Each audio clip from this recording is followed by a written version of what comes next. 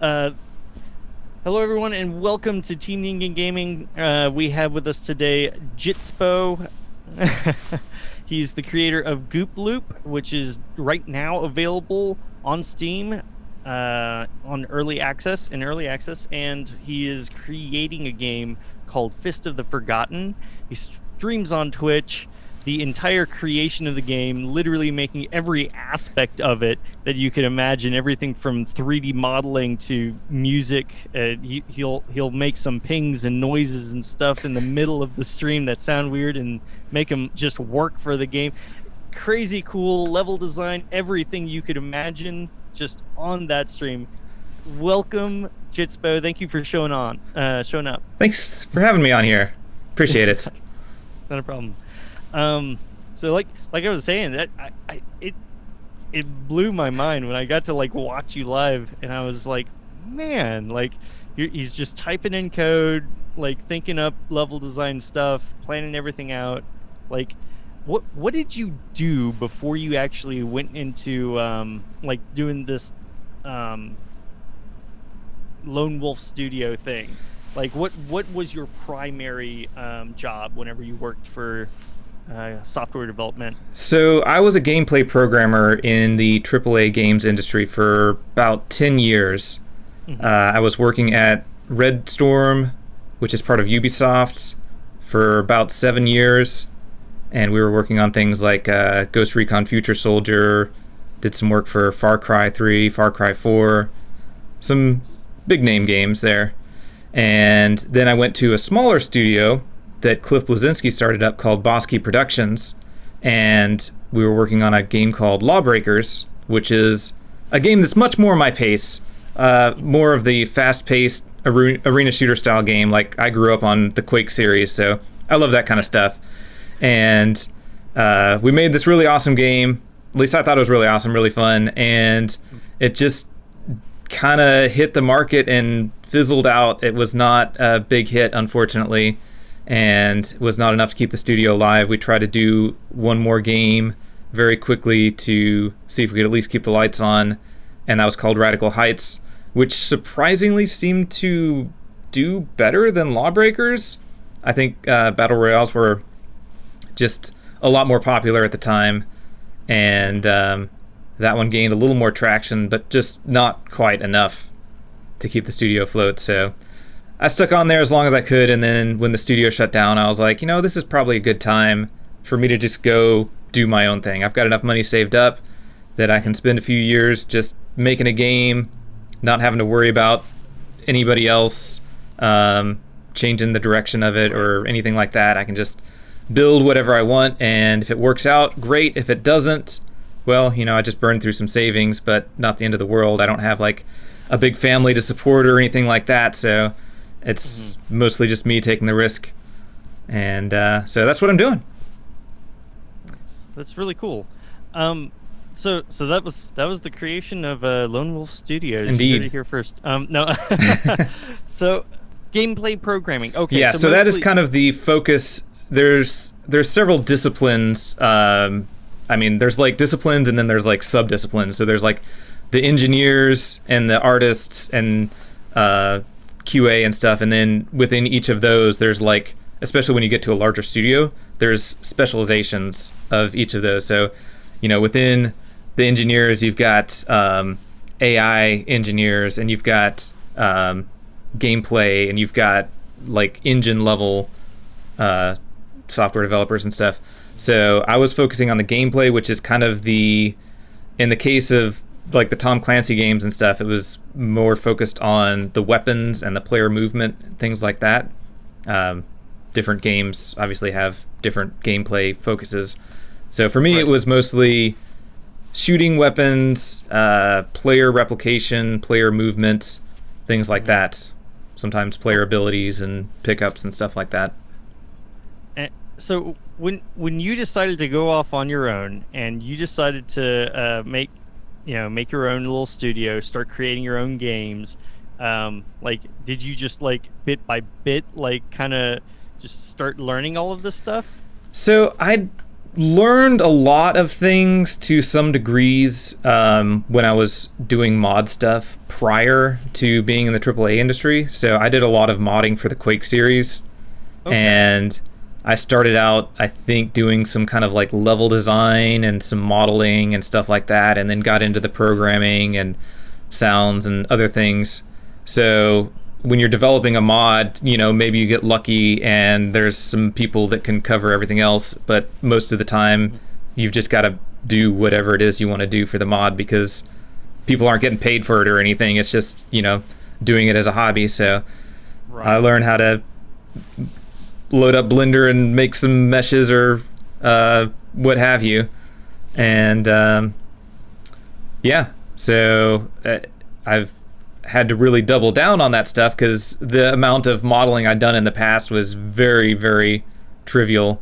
And then when I started making my own game from scratch, it's like, wow, I gotta model everything. You don't realize how many assets go into a video game until you actually start making them. It's like, oh yeah, there's a lot of different shapes and sizes of rocks and trees and ground and grass and sticks and like ladder, just like everything necessary to kind of fill out a world. As a player, you kind of run through it and you see all that stuff, but you don't really like see all that stuff until you sit down and have to create all of those assets. Oh yeah. We never even touched on your life. Let's go back and let's tell me about yourself. Like, where did you grow up? Oh boy. I've kind of been in a lot of places. My dad also kind of chased his dream job. So I've been I basically started on the West Coast and have gone through a number of states over to the East Coast. So I was born in Oregon. I've hit Massachusetts, Tennessee, Wisconsin, South Carolina, North Carolina, and that's where I'm right now, in North Carolina. Nice. And there might be another state in there somewhere. I don't know. My memory is terrible, but we've been around, and like I said, spent over 20 years now doing mods and game development. I mean, that's just kind of the thing that I always wanted to do. As soon as I played around with a computer, it's like, oh, I want to make games. And it's kind of just what I've been doing. Dude, that's crazy. You know how many people, like, they take forever to figure out what the heck they want to do with their lives. And you're just like, you're this kid that's just like, man, games are cool. I want to make games. Done. Yeah. It wasn't quite that simple. I went to college and studied computer science, and then I spent 6+ months trying to get into the games industry, and it's tough. Even with like a 4.0 GPA, a lot of knowledge about programming and experience with mods and stuff, and it took a while to get my foot in the door. So I ended up spending a few years doing other software development before I got into the games industry. Mm-hmm. And but it's one of those things, like, everybody wants somebody with experience. Yeah. So it's so difficult to get your foot in the door initially. And then once you've gotten in there, then all of a sudden you are a much more valued target. So, recruiters and stuff will start coming after you. Yeah. But just that initial step. And I imagine it's even more difficult now. Like, it's the number of people that want to do game dev and have experience with game dev, and with all the news of various like big studios shutting down, and you've got a lot of qualified, talented people that have years of experience in industry out of jobs. They're going to be the first ones that get snatched up, and people fresh out of college are going to have a really difficult time. Yeah, no kidding. Like, I remember talking to my friends that just wanted to go into general tech. Mm-hmm. Like anything, like whether it be networking or dealing with network security or general software development or anything like that. It was near impossible to find jobs unless you've already got the experience. It's like, what do you expect me to do? I need a job to get the experience. Yeah, exactly. Yeah, and a lot of times they'll put requirements on there. I mean, there's often the jokes about having requirements of 5 years in some technology that's only been out for 2 years and things like that. And it's just like, sometimes you just gotta apply. Like, it's like, yeah, you want somebody that has 5+ years experience with this, but you may not be able to find anybody. So Yeah. Like, anybody out there that's looking for a job in tech, don't be afraid to apply to positions that are like out of your qualifications, because a lot of times that stuff is just nice to have. Even if they have it on the requirements, it's like, that's what they want.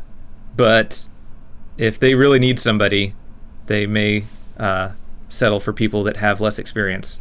And the only way to get experience is to get in there. And sometimes you can get internships and things like that, and sometimes you've just got to apply for jobs that are out of your experience level and hope you get in. First, oh gosh, I'm guessing it's probably going to be Quake, but what was the first video game you fell in love with or built an emotional connection with? Well, probably not an emotional connection with Quake, but I know. The first one that I think I really got hooked on was called Stunts. And that was, I think I was playing that on a 386 back in the day. Just to, date myself there. How old are you? Too old. You don't have to answer that. That's okay. Yeah, so that was a game where you could actually build the tracks. It was like a racing game, but it had like loops and jumps and all that kind of stuff. And I could go in there and build my own tracks and stuff like that. And so, I just pour hours into that, because that's kind of what got me into wanting to build games, is being able to go in and build tracks and stuff for this and race around on them. And then I got into Quake and also got into modding Quake. And so basically games where I can mod them and build things were things that really drew me in. How did the idea of like okay, well, let's start off with Goop Loop. Everybody, you can buy Goop Loop now on Steam. So tell me about Goop Loop. When did the idea of it come about? Like, so you really like what is it, like fluid movement and momentum-based platforming. Yeah. Nice. So Goop Loop came about. I'd been working on Fist of the Forgotten for a couple years, and people kept asking me about game jams, and I kept saying, I don't know that I want to take the time away and spend time working on a game jam game when I could spend that time, getting Fist of the Forgotten closer to done. And finally one of the Ludum Dare game jams came along, and I was like, all right, maybe I'll jump in on this one. And actually I wasn't going to do it, but that weekend, normally I play Dungeons and Dragons on Sunday, but our dungeon master was out that weekend or something came up and he canceled it. And so then I had that day, and I was like, oh, I can actually jump in on this game jam. So I'll jump on the very last day and see if I can build a game. Like, I had like 20 hours or something like that to build a game, and the theme was stuck in a loop. And I was like, well, what if I take that theme and make it literal, where it's like a loop, like a circle, and then I have something that is like a wad of gum or something that just like sticks on the inside of that loop, and you can like jump and make it stick somewhere, and then the gravity will rotate the loop, and then you can jump and stick and then drive this thing around and try to get it over hills and other obstacles and stuff like that. So that was where Goop Loop's idea came from. And I made the game and put it up, and people seemed to like it, and some people wanted more, and I was like, well, okay, I'll put it up and extend it and throw it on Steam for a couple bucks and see how it goes. And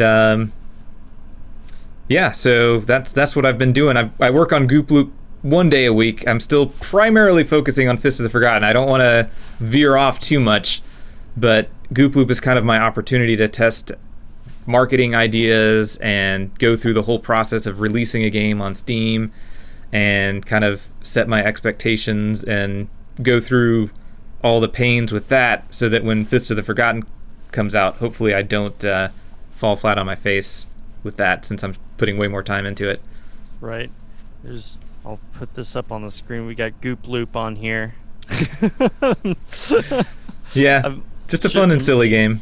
Yeah. So how long is it? It isn't. It seems like it's relatively short. Yeah. So the initial one that was for the Ludum Dare jam took probably around 10 minutes for somebody playing the first time to kind of figure out and get through. Right. Obviously, once you get the hang of the mechanics, it doesn't take very long at all. And I've extended it quite a bit, and it takes... It really varies from person to person. You know, it's one of those things that could take anywhere from 10, 15 minutes to 30 hours or something like that to beat. Right. You know, it's like Jump King or Getting Over It or Pogo Stuck, you know, those style of games where it's like one big long level, and some people will pick it up fairly quickly and other people will struggle quite a bit to grasp the mechanics and kind of really figure out how to get moving quickly and get over things. Right. Get over things makes Yes. me think of Benny Foddet. Yeah, exactly. Yeah, it's very much in that spirit. And Yes. somebody even suggested doing like voice lines and stuff. So as you progress and get over things or get stuck on things, I will make comments and sometimes suggestions, sometimes less helpful comments. Yeah, definitely. Yeah, definitely worth $2. Let me tell you, I watched just from what I saw on the stream, and I was like, $2. That's it. Yeah, I'm probably going to bump the price up on it just because it's having a game that is, you know, like $2 or less. The return on investment is so small. It's really difficult to make any kind of money, because like even if I go out and market it, I'd probably end up spending more marketing it than I would get back in sales. Yeah, so like I was thinking like maybe $3, $3 or $4. Yeah. You know, because like I can go buy a Big Mac for $4, or I can buy Goop Loop. Right. You know? Yeah, so I'll probably have way more fun. Yeah. It depends on what you do with that Big Mac, but Hopefully not eat it, because I'm definitely not having fun if I do that. But yeah, I'll probably bump it up to $4 or something like that. I think as long as you're in the sub $5 category, $5 or less, then it's still kind of an impulse buy. But you know, it's kind of an experiment thing. See how it goes. But yeah, the biggest thing is just visibility. There's so many games out now, and it's so difficult to have people even be aware that your game exists. Right. So Right, absolutely. Whenever you're doing anything that you love, especially when you have to reach people, right? You have to do it no different than you start a movement, right? Like you're dealing with people, you need people on board, and you need people to like what you do, but you have to make sure that you're consistent. Because if you start like changing your mind about certain things and like start doing completely different things, then nobody's going to want to have anything to do with you. They're like, well, this guy doesn't even know what he does. You know, no different. Like my friend Nathaniel, I talk about him. I love him to death. And he's got it. He's figured it out. And he's been like he runs the table here in Cookeville, Tennessee. And it's a board game lounge. And if anybody mentions anything to him like, yeah, I really wish you had this here or that here, if it doesn't line up with like what he envisions as like for his board game lounge, he's like, nah.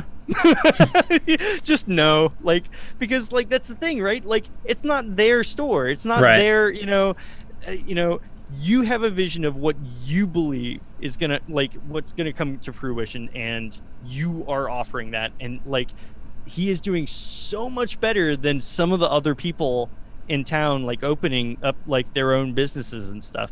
And it's just like, it's because I've spoken to other people, and some of these people they have businesses where they're like, yeah, well, this is kind of a money maker, so we keep it, and it's like, yeah, but that's not what you're building. Like you're building this, not that, Yeah.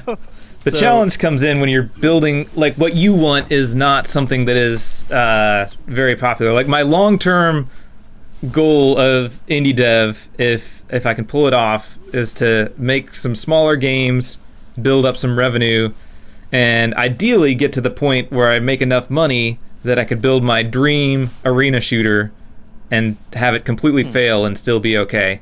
Because, like, deep down, my gut's telling me that's never going to take off, but it's the thing I want to do.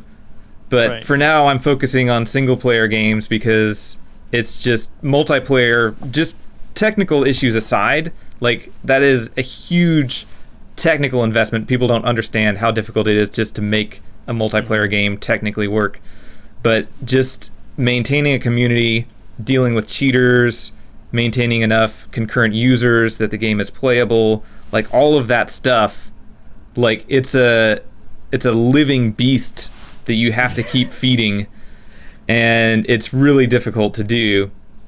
But with a single player game, you can put it out there and people can buy it whenever, and it may spike up in popularity someday or it may not, but anybody can buy it at any time and enjoy it. Whereas a multiplayer game, like, you have to have a massive community of people playing consistently in order for it to be enjoyable.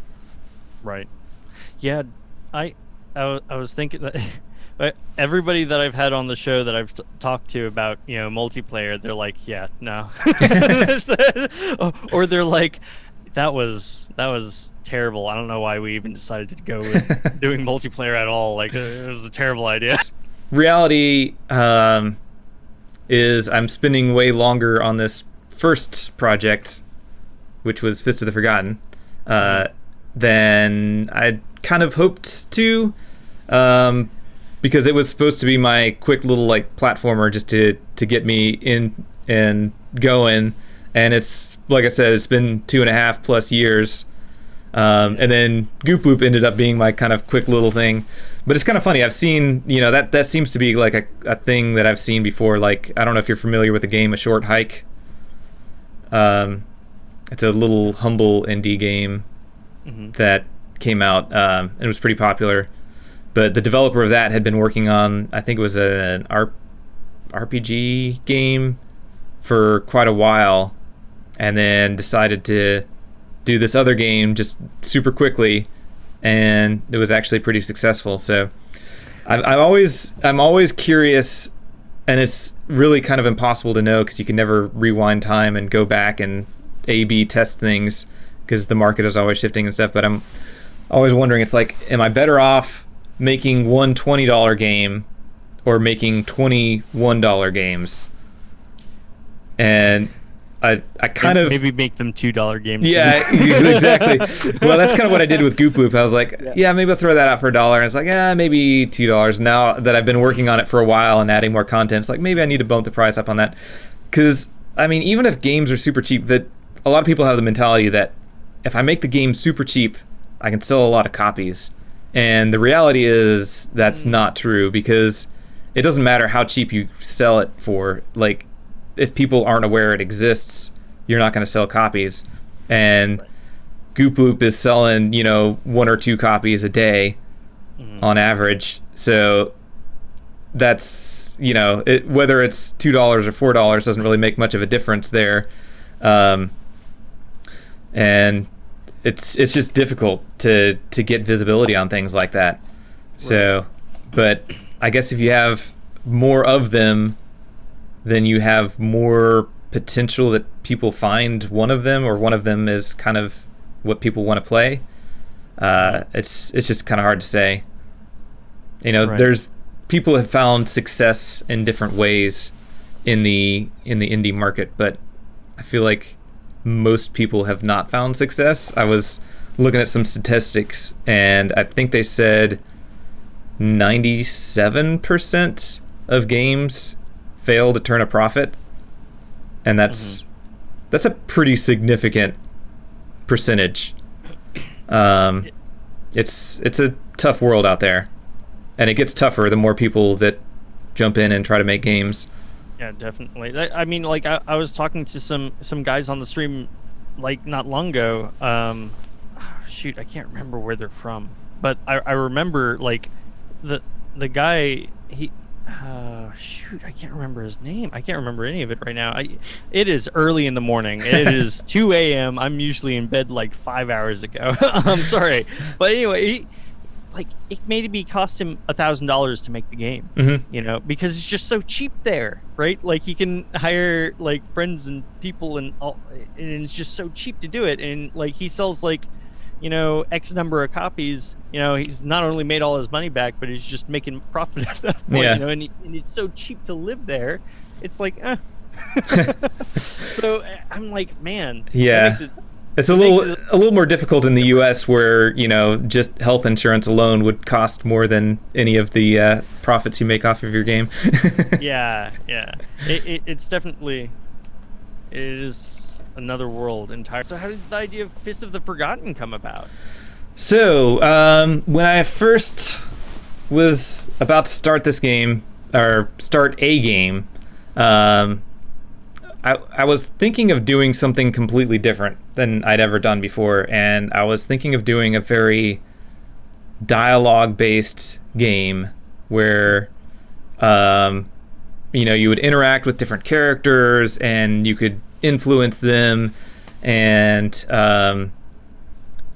you'd kind of build up characters based on who you interacted with, and different outcomes could happen, and then the more I thought about it, the more like possible permutations exploded from that. And it's one of those things you think about it, it's like, oh yeah, you could do this, and then you talk to this person, they become your friend and they hang out with you, and then you think about like all the possible permutations of different characters you could interact with, and how that just sort of explodes the scope of things. And I was like, no, that's just way too much. So I was like, well, first game, I should probably stick with something I'm familiar with, and I'm really familiar with character movement. And I was like, well, I normally do character movement in a kind of first-person shooter style environment. What if I take all of my knowledge and apply it to a platformer and try to get some of the character movement abilities and fluid movement and interactions and stuff in a platformer setting? And I was like, all right, complete 180 from what I was thinking originally. I'm going to do no dialogue, just pure mechanics and environmental storytelling, try to tell the story through the environment and interactions and music and things like that, and see if I can convey something through that and build like a cool emotional story, but also have a huge focus on the movement and platforming. And that was my I guess pillars for Fist of the Forgotten. And I was like, well, let's just do some simple mechanics to start out with, just jump and punch. And as I built the game up, I started experimenting with some things from other first-person shooters, like sliding down slopes. And I'm sure a lot of this stuff has been explored in platformers. There's just so many platformers out there, but I haven't played them all.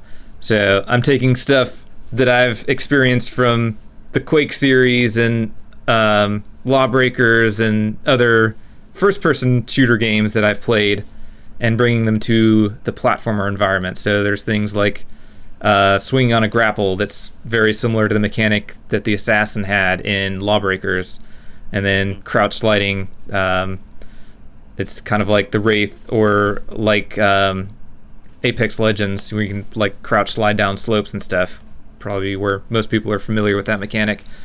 And I've even got some sort of hidden mechanics like the Quake 2 style double jumping, where you can jump off of a ledge, and then as you're jumping up, you hit another ledge and you can jump again to get a boost, or you can like run up a ramp and jump and get additional height, because the jump adds to your velocity. So if you're already moving up a slope and you jump, you get like an additional boost of velocity. So I was building all these mechanics in, and then I had to start designing the levels around teaching players these mechanics because a lot of people aren't familiar around with that kind of stuff. So it's like, all right, let's put the player in an environment where they're forced to jump up a ramp. And then I had some people play test it, and some people still weren't getting it. So then I added this thing where it's like, okay, there's a board that's on like a couple piles of bricks, and you have to interact with that board to turn it into a ramp in order to progress to the next part of the level.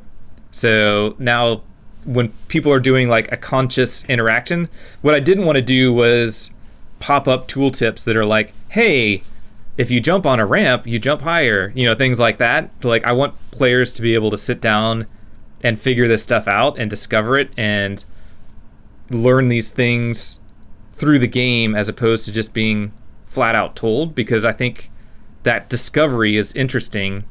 And when I jump into a game and it just tells me how to do all this stuff, and then I just press the buttons at the right time, like, it's not fun. Yeah, it's not quite as rewarding. Yeah, you don't have the reward of figuring something out or discovery. So I'm trying to do all this stuff without having text prompts or things that like explicitly tell people what to do. And then there's, some secrets and stuff that you can maybe discover early if you figured it out earlier. And later on, you're just sort of forced to use those mechanics to progress. So, yeah, that's kind of where I'm going with the level design of things. Just teach the players, and then as things progress further on and you get more abilities, then it starts opening up a little more, and you have a little more freedom. But I'm probably not going to go full like Metroidvania style where you can just wander aimlessly all around and backtrack and get completely lost. Because I have a lot of issues. Well, maybe not a lot of issues, but I have a few issues with Metroidvanias where, like, I see a thing and I want to get to the thing and I don't know if I'm doing something wrong or if I just don't have the ability yet to get there. Right. So I'm making things a little more linear for my game, just because people have to learn and understand the mechanics. And if you force them to go a certain path, then they have to comprehend that mechanic fully before they progress. But I'm thinking maybe the last level or two, maybe a much larger, more open thing that people can wander around in and just learn how to really apply all the mechanics they learned along the way. What are the most difficult things you've had to overcome in making this particular game, Fist of the Forgotten? Boy. I mean, pretty much everything in game development is difficult. So that's kind of a loaded question. It kind of depends on the day. One day it may be dealing with programming physics. The next day it may be, animating or just drawing concept art. Sometimes is really difficult, or level design. Like, it just feels like everything about game development is difficult, and then you move on to something else, and then that is difficult. So I'm trying to think of what would be the most difficult. I mean, the thing that's kind of giving me the most grief on this project has been the physics. So I've been using the Godot engine, and it's really good overall. It's really easy to jump into, but the physics engine that it's using is a little sketchy sometimes. So sometimes things happen in there where, like, the logic behind the character movement is correct, and it's like, I hit this wall and it should give me the normal from that collision, which is like the way the wall is facing. So, it's like perpendicular to the wall you hit. But sometimes the value of that is not quite accurate, or sometimes you have two things next to each other, and as you're moving over them, you collide with not the top, but you collide with like the edge, and weird things happen with that. And so I've been trying not to get too hyper focused on it, but every once in a while I'll delve down into the engine, and like bit by bit I'm either band-aiding some of this stuff or going in and trying to rewrite the collision detection so that I can make it much more solid. Because for when you get into some of the precision platforming, the literal edge cases happen a lot. Like if you're jumping from one edge of a platform to another edge and it looks like you should have made it, but then your character like ricochets off in some weird way, then that ends up being really frustrating. Or if 99.9% of the time you slide down this slope and everything's fine, but like that one fraction of a percent, the character just shoots off in some seemingly random direction.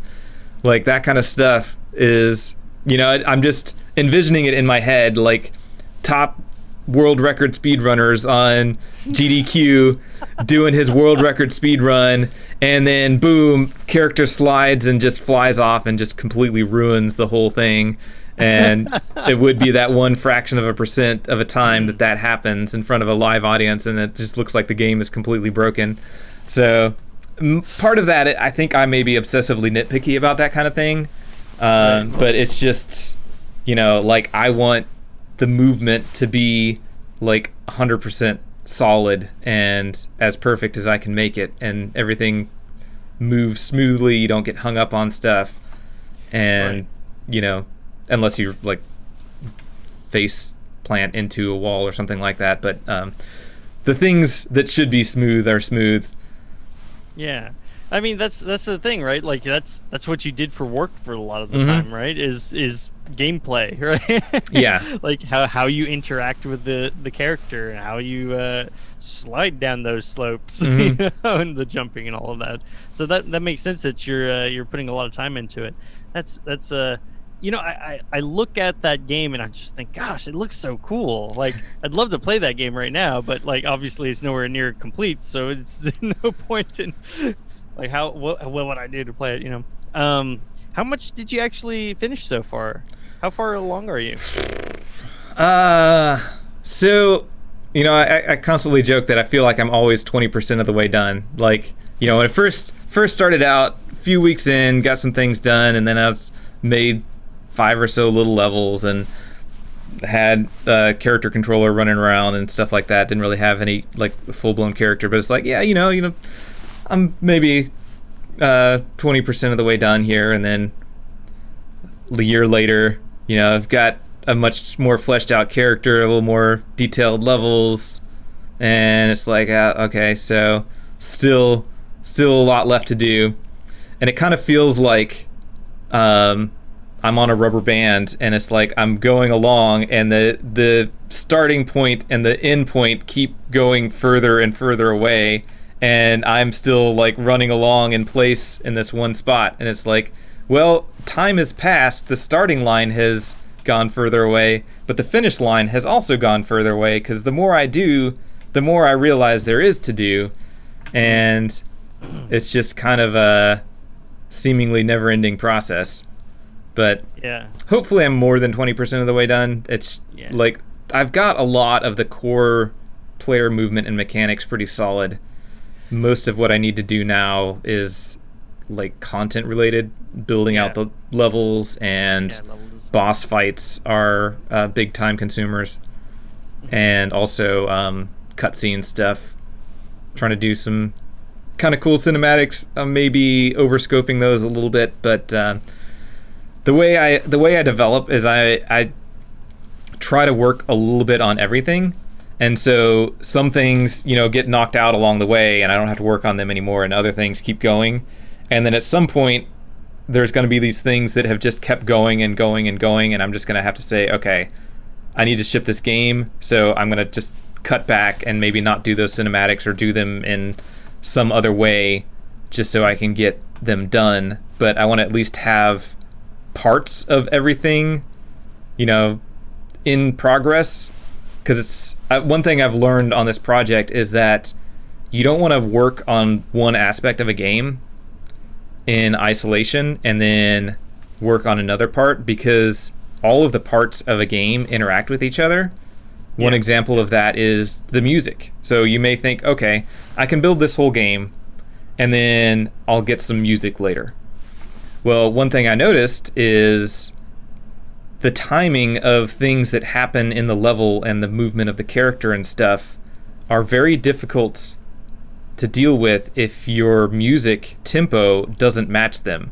So if you have, say, like a laser that turns on and off, and you have to time when to move through that laser, if that laser is turning on and off at 0.75 seconds, but your BPM of your music is like 120, then you're listening to the beat of the music and you're like, okay, I gotta go now. Oh wait, that's out of sync with the laser, and then you end up frying yourself, and it's like, okay, now like I've got to make sure that all that stuff is in sync so that when both consciously and subconsciously when you're going through this level, everything kind of syncs up and works well together. Did you want to actually pull up the game and show off Sure, some of the yeah, things you've been working on? let's do that. So let me share the screen here. Okay, there it is. So yeah, here is Fist of the Forgotten. Is that coming through okay for you? Yeah, seeing it. So yeah, this is kind of the first level. So this is just teaching the character or the player, you know, the basic stuff, like, oh, you can't jump over this rock. You just tap jump. You have to hold it. So got a few things to jump over, and then slightly more complex stuff. You can't jump on that until you jump on this and jump over to that, and you gotta hold the jump button to get up there. So all just kind of basic stuff. There's trees in the background and everything. Jeez, yeah. I love it. Yeah, so the trees are they're kind of an interesting piece of technology. It was just an idea that I had, and since everything is silhouette, I use the red, green, and blue color channels for different depths of parallax. So the trees are actually billboards, but as I run by, you can see they actually look like they've kind of got depth. So they are sort of parallax within the 3D world. Huh. I can actually bring up an image of those in a minute here, but I want to show off the sliding mechanic. So, you know, if you run down a hill, that's normal, but if you crouch slide down a hill, you can actually gain some momentum there. And if you have some extra height when you do it, you can gain a lot of momentum. So you'll be seeing the speedrunners just like zip through some of this stuff. Yeah. So if you do it fast enough, you can actually go like skip jumping past a bunch of stuff right there. Oh, I messed up. Well, there you go. There's actually a shorter method you can do. So it'll be really interesting to see what speedrunners do with this. Just so everybody knows while they're watching, it's coming through a little choppy on my end. Oh, but okay. It's actually real fluid. Like if you actually watch any of his streams, like this is yeah. This is just because we're going through Zoom right now. So if I turn the frame rate display on there, actually it's Nice. well. Oh, I've got it limited to 250. I was like, usually it's higher than that, right? Okay. Well, so yeah, on what do I have? A GTX 970, I can get 500, 600 FPS. So I'm basically aiming to make this game run well, at least at 60 FPS on lower end kind of potato hardware, and then anybody with like an actual gaming machine is going to have no problems whatsoever. Right. But yeah, let me Like show all you the little those particle trees effects too and everything. Oh, thanks. Trying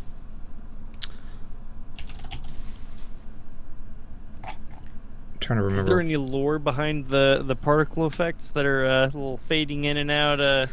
Black holes? It's mostly there to give a sense of motion, but there may be some explanation for it later on. All right. Cool. Trying not to spoil too much stuff here, but yeah. So like, if I open one of these trees up here, oops, you can see it's actually flat. Just shoot!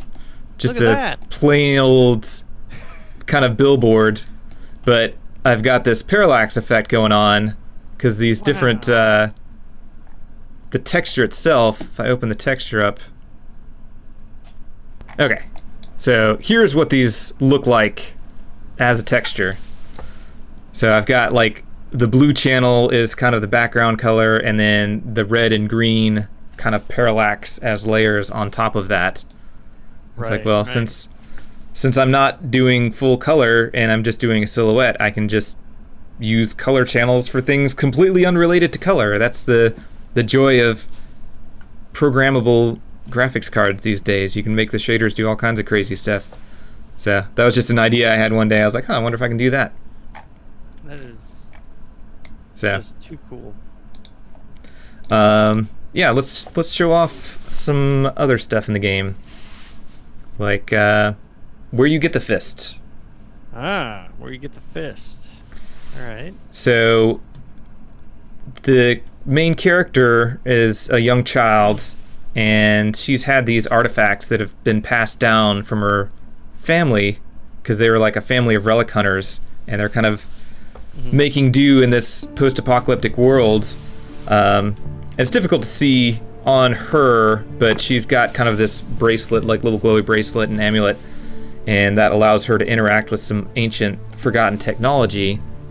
And so she's able to go through some portals and go into this ancient kind of hidden world that is in ruins. So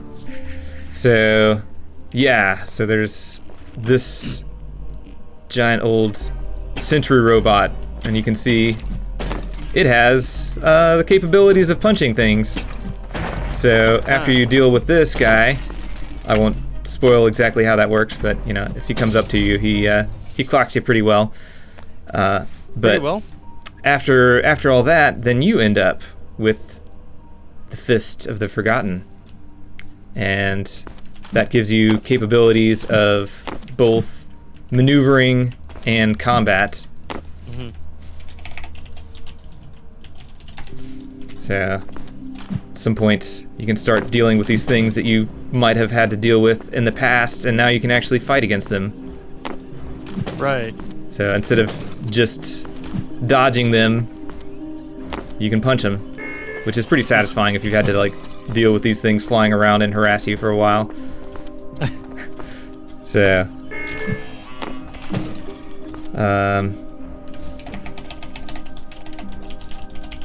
actually, let's do this. So after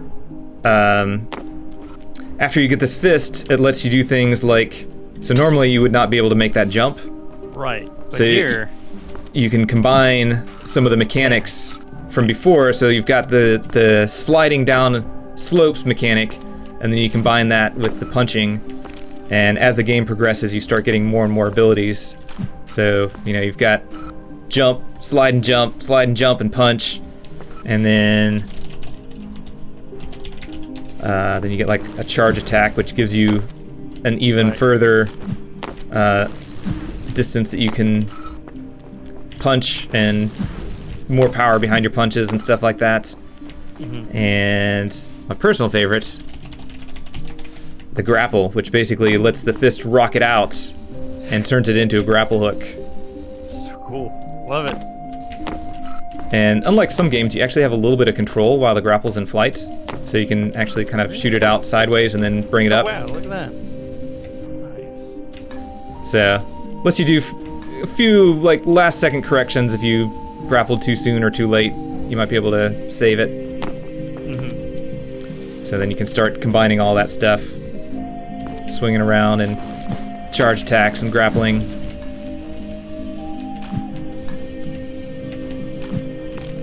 So yeah,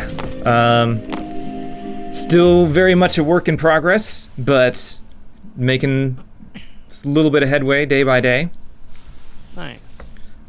Yeah, you've got a lot of stuff implemented already. You've got several levels. You've got all of the primary like abilities and things. So now it's going to be a lot of level design and boss fights and. Yep. Yeah, and the boss fights are actually themed around the abilities that you get.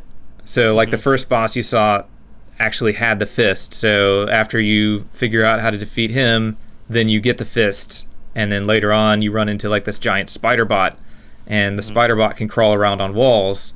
And so after you defeat the spider bot, then you can hang on walls and jump off of walls and stuff.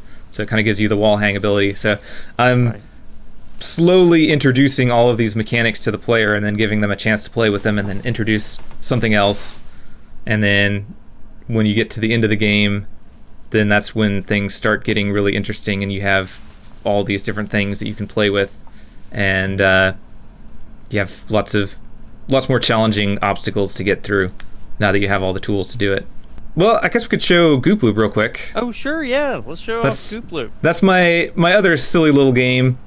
Yeah, we talked about that for a bit. Yeah, let me restart it here. So Goop Loop, like I said, the very simple premise. You've got this loop and you're a piece of goop, and you can kind of direct which way you want to jump, and you've got a little bit of air control so you can kind of accelerate around in the loop. So you can jump and stick. Also, when you jump, it kind of pushes the loop, so you can use that to your advantage, or maybe it can hurt you. You know, all kind of depends on the scenario. Hey, look, that's me. It's pronounced Jistpoe, by the way. And I just got subtitles in, but I need to break some of these subtitles out a little bit. Or Jistpoe. Right. Let out of them POE. show part of it while you're talking, and then the next one show up. Yeah. But first pass in there, like I said, we're working on it one day a week, so I was pretty happy that I managed to get subtitles in. There once was a man from Nantucket who found color for his goo in a bucket. So you two have a lot in common. You get various goop colors as you Sorry. Like I said, there's some unhelpful things. I'm not laughing at you. I'm laughing with you. In here as well. You're gonna get through this. It's all right. But yeah, you're supposed to jump up over there, and a lot of people get stuck in this little rut here for a while as they try to learn the mechanics. But yeah, if you like kind of a unique, interesting game that is very different from probably any other game you've played, because the controls are just, you're not directly controlling a loop or a character in the world. You're controlling this goop, and then you're trying to make that move around and get over obstacles. And so I can give you kind of a glance at some of the other stuff in the level here, so we don't have to run through it all. But you got little teeter-totter torture over here. Yeah. And this one, whoops. Oh yeah, the loop. Yeah, there's a loop and a loop. There's this little springboard. That one is a lot of people struggle with that one because you got to actually make the goop and the loop bounce up and down on there so you can get up onto here, and then you got to get enough speed to go around the loop there, and then there's some other crazy nonsense, but I don't want to spoil all the rest of it. Nice. So, but yeah, that's a quick glance at Goop Loop. It's I think it's a really fun game to stream because people watching kind of get really into it. Everyone's all tense, and the pucker factor goes up as you go over a gap that might drop you down back to the beginning of the level and all that stuff. And plus there's all kinds of silly commentary as you go along too. Nice. So that was kind of my little break from a dark, serious game to something just quick and silly and just throwing in crazy ideas that people throw out and stuff like that. So that's where that is. It's out in early access and probably getting close to finished. I mean, the game is very playable. I'm not sure if or how much I'm going to extend the level, but seeing as it takes some people several hours to get through what's here, I think it's probably enough as far as the overall content goes, and I just want to go through and kind of polish and add some more voice lines and stuff like that. Do you have any additional questions or anything else you wanted to talk about? I'm good. I know you mentioned to me that you didn't want to go over an hour, so yeah, no, it's not a huge deal. I just gotta get to bed before too long here because I've got something going on. Technically today, but right. Yeah, it's normally. Well, I guess it's about 50% of the Saturdays I have something going on that I have to wake up kind of early for me. So That's actually one of the mods going back to the 90s. And modding Quake, there's this game called Digital Paint Paintball 2, which was the successor to Quake World Paintball. And it became a free standalone game that is based on the Quake 2 engine. And after the Quake 2 engine went open source, I took it and made it a standalone game, and have made some additional tweaks and other stuff to the engine to get some like higher resolution textures, some reflective water and other stuff in there. But that is not something I'm making money off of. It's just I guess a hobby for my making games while I take a break from making games. But it's digitalpaint.org if anybody wants to check that out. Digitalpaint.org. Got it. All right. So, Cool. I'll be playing that tomorrow. Nice. Anything else you wanted to share? Someone you want to shout out to? Well, I just want to say thanks to all of the people that have been kind of supporting me, watching the stream, donating bits, giving me donations and stuff, patrons. Like, it's definitely helped give me a little more runway for this project, so I really appreciate that. And just having people hang out in the stream and stuff, it's a nice moral boost. So, appreciate everybody. Awesome. I don't have a big list handy, so. Right, that's okay. Well, thanks, Jistpoe. Everybody, the Goop Loop is available right now to purchase on Steam. You can play it today. It's only $2. Oh my gosh! Buy it quick. He's gonna up the price. And I just realized. Oh, this is hilarious. I did not click start recording. I clicked start streaming, so I've been streaming this whole thing. Oh, well, it should also be recorded, right? Yeah, no, well, there will be a VOD of it that I can grab, but I was wondering why people were using the meow command. I was like, oh, maybe somebody's just in there meowing randomly, but we've got 11 viewers, so we've got some people... Some people watching what's going on here. Sorry if you didn't want this released early, but that's all right. Here we are. I was doing a little interview, and I have just been live streaming this whole thing. Cool. It says 19 now. No worries. No worries. Everyone's been so quiet. Yeah, did you have like the everything like your desktop showing like usual, or did you have me on there or no? Yeah, it was showing the I guess it's just showing the zoom. It's got the little green outline, but it's just showing my desktop as usual. Right. Gotcha. But that's hilarious. Interesting. Oh yeah. Well. Yeah, I'll get it downloaded from you later. Well, I guess that means I don't have to upload it anywhere, and you should just be able to download the VOD. Nice. If not, let me know and I can download it and send it to you. Sure. Sounds good. That's again, hilarious. Everybody, thank you so much for watching. You can get Goop Loop right now on Steam. It is $2. He's gonna up the price, so go ahead and buy it quick. Yeah. Wish list for Fist of the Forgotten. Super cool game. I really look forward to playing it, and I imagine other people do too. You can watch him making the games on Twitch. Everybody, please subscribe, like, and comment, all that great stuff, and share with your